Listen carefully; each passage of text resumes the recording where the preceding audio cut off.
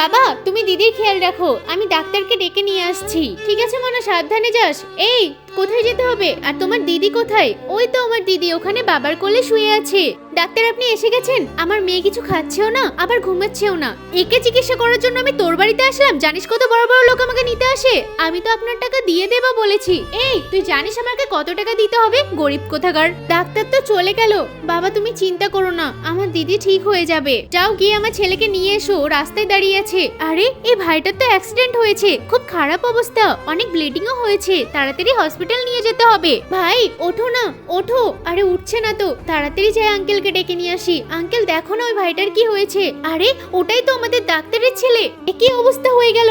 আপনি তাড়াতাড়ি দেখুন, এই বাচ্চাটার জন্যই আপনার ছেলে আজকে সুস্থ হয়েছে। চলো ওর বোনের আগে চিকিৎসা করে আসি, তোমার বোন তাড়াতাড়ি সুস্থ হয়ে যাবে। ম্যাডাম আপনার টাকা কত দিতে হবে? টাকা দেওয়া লাগবে না, আপনার মেয়ের জন্য আমার ছেলে জীবন বেঁচে গেছে।